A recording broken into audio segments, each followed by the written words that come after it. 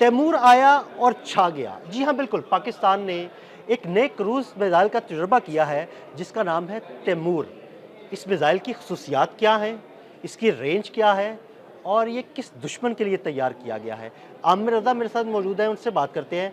आमिर भाई, एक ज़बरदस्त खबर, एक ज़बरदस्त मिसाइल, उसका तजुर्बा किया गया और कामयाब तजुर्बा किया गया। इस मिसाइल की खसूसियात के बारे में हमारे नाज़रीन को बताइएगा। जी बिल्कुल, पहले सबसे पहले तो इसके नाम की खसूसियात के बारे में बता देता हूँ, क्योंकि तैमूर इसका नाम रखा गया और ये अमीर तैमूर के नाम पर है। अमीर तैमूर जो हैं, जिनको फ़ातिह हिंद कहा जाता है, उन्होंने हिंदुस्तान को फ़तह किया, ना सिर्फ हिंदुस्तान को बल्कि चंगेज़ फ़ौजों को, यानी वो जो हलाकू खान की फ़ौजें थी, उनको भी जो है उनका भी रास्ता रोक के रखा। अमीर तैमूर एक बहादुर जर्नैल थे, एक फ़ौजी थे, एक सिपाही थे, एक बादशाह थे। ऐसे बादशाह जिन्होंने जो हिंदुस्तान है उसके बहुत सारे इलाकों को फ़तह किया और हलाकू खान की फ़ौजों को भी उन्होंने काफ़ी नुकसान पहुँचाया। तो उसी तनाज़र में अगर देखें तो हमारा दुश्मन कौन है जी? हमारा दुश्मन हिंदुस्तान है। तो आप देख लें कि इसीलिए हमने इसका नाम तैमूर रखा है। आज इसकी कामयाबी से इसका टेस्ट किया गया है और 600 किलोमीटर का ये फासला तय करता है। स्टेल्थ टेक्नोलॉजी का हामिल है, जहाज़ से फायर किया जा सकता है और कहा जा रहा है कि इसको पाकिस्तान के JF-17 थंडर के साथ इंटीग्रेटेड किया गया है, ताकि जहाज़ हमारा तो मिसाइल भी हमारा होगा। ये क्रूज़ मिसाइल है जी, और इसमें जो स्टेल्थ टेक्नोलॉजी है वो जदीद है। दो चीज़ें इसमें बहुत जदीद हैं।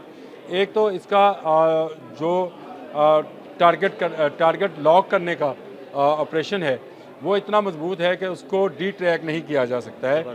दूसरा, ये सतह के साथ साथ, यानी समंदर हो या ज़मीन हो, उसके साथ साथ परवाज़ करता है, इसलिए ये रडार्स में नहीं आता है। स्टेल्थ टेक्नोलॉजी इसी को कहते हैं कि अगर आप क्रॉस रडार जो है वो ना हो तो आपको रडार की जो लहरें हैं उसको आप उसमें से निकल जाएं तो आप स्टेल्थ टेक्नोलॉजी के हामिल हैं। तो ये स्टेल्थ टेक्नोलॉजी का हामिल क्रूज़ मिसाइल है।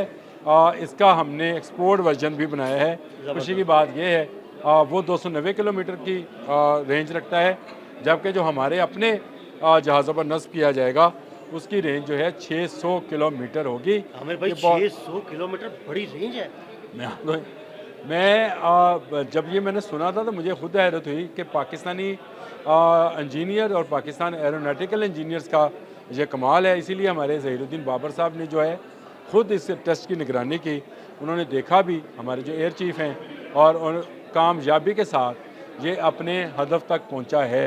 इसका जो GPS सिस्टम है वो हैक नहीं हो सकता है, वो बिल्कुल लॉक्ड है। मैंने आपसे कहा जिस तरह इसको जिसमें टारगेट लॉक कर दिया जाए तो उसके बाद ये अपना रास्ता खुद भी बना सकता है, यानी इसको फिर एक टारगेट लॉक करना है और उसके बाद इसको छोड़ देना है, जहाज़ से ये फायर किया जाएगा।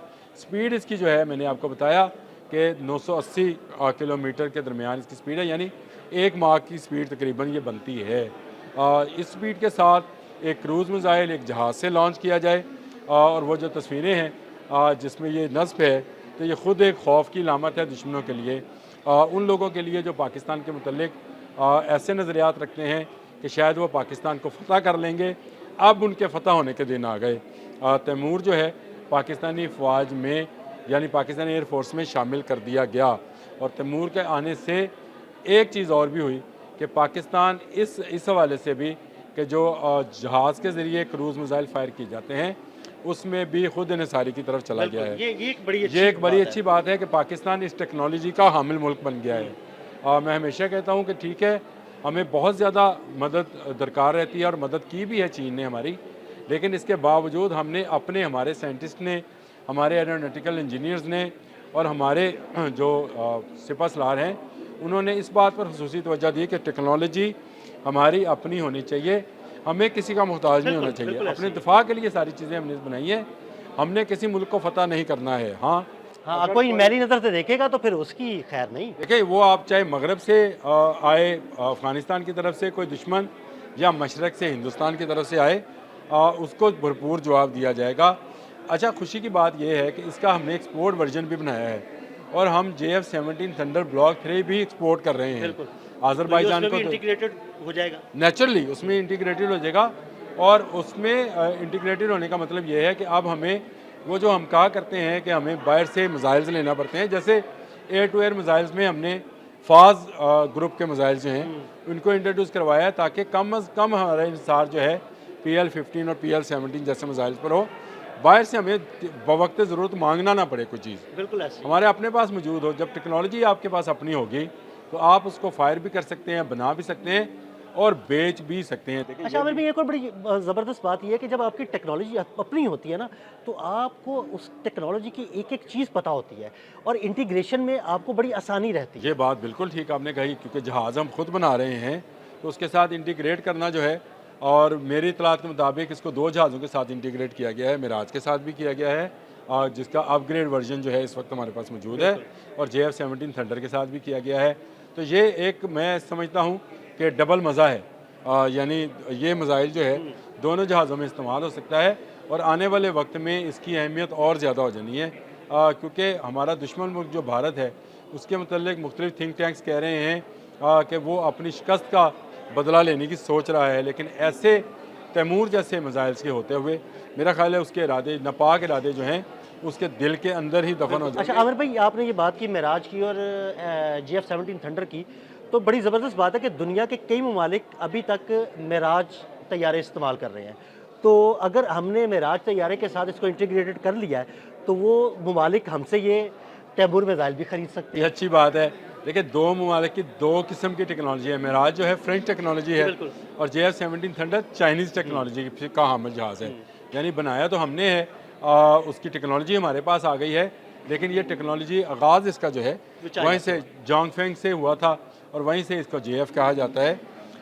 उसके साथ इंटीग्रेटेड करने का मतलब मैंने आपसे कहा था कि आज़रबाईजान को जिस तरह से हमने जहाज़ दिए हैं, इसी तरह से हम मिसाइल देंगे। अब बहुत सारे ममालिक जो हैं ख्वाहिश का इज़हार कर रहे हैं, जैसे नाइजीरिया है, अर्जेंटाइन है, बांग्लादेश है, तो वो JF-17 थंडर ब्लॉक 3 को लेना चाहते हैं।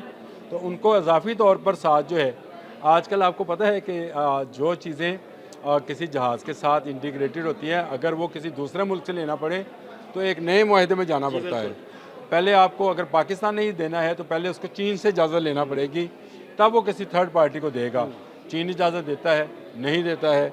अमेरिका की कोई चीज़ है किसी दूसरे मुल्क को देनी है तो अमेरिका इजाज़त देता है, नहीं देता है। ये मुआहदात में शामिल होती हैं चीज़ें। लेकिन जब आपका मिसाइल, क्रूज़ मिसाइल भी अपना है, जहाज़ भी अपना है, तो आपको फिर किसी की इजाज़त की ज़रूरत नहीं है, आप उसे भेज सकते हैं। और मैं आपको बता दूं कि ये जो इंडस्ट्री है, दिफाई इंडस्ट्री, ये इस वक्त दुनिया की सबसे बड़ी और मुनाफा बख्श इंडस्ट्री है।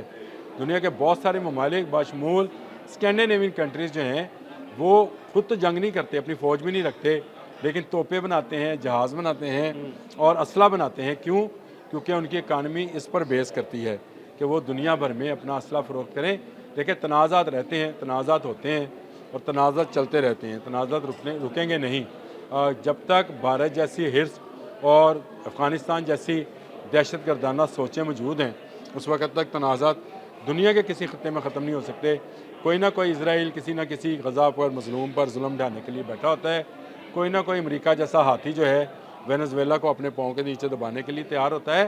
तो ऐसे तनाज़ात में अगर आपकी दिफाई खुद निसारी हो, लोगों को पता हो कि जहाज़ इनका अपना है, पायलट इनका अपना है, सिस्टम्स इनके अपने हैं, मिसाइल्स इनके अपने हैं, तो उन ममालिक की तरफ कम ही लोग देखते हैं। ये यूरोप में भी जो आपको आज अमन नज़र आ रहा है, आप ज़रा 100-150 साल पीछे जाएँ तो वहाँ जंगें नज़र आ रही थी। लेकिन वहाँ हुआ क्या? वहाँ एटमी कुव्वतें सामने आ गई। फ्रांस एटमी कुव्वत बन गया, या बरतानिया एटमी कुव्वत बन गया, जर्मनी अज़ खुद एक कुव्वत था।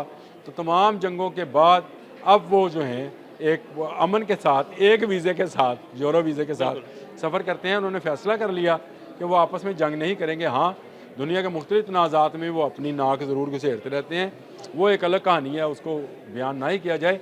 पाकिस्तान दफाई सलाहियत में खुद निसारी की तरफ एक कदम और आगे बढ़ गया है, और मैं ये समझता हूँ कि भारत से भी हम एक कदम और आगे निकल गए हैं। अपने दिफा में कोई भी मुल्क जो पाकिस्तान की तरफ जहारियत की नज़र से देखेगा और कदम रहेगा, उसके पाँव काट दिए जाएंगे इंशाल्लाह। बहुत शुक्रिया आमिर रज़ा जी। बिल्कुल, आमिर रज़ा ने बड़ी तफसील के साथ आपको इस मिसाइल की खसूसियात के बारे में बताया। अदील अहमद और आमिर रज़ा को इजाज़त दीजिएगा। अल्लाह हाफ़िज़।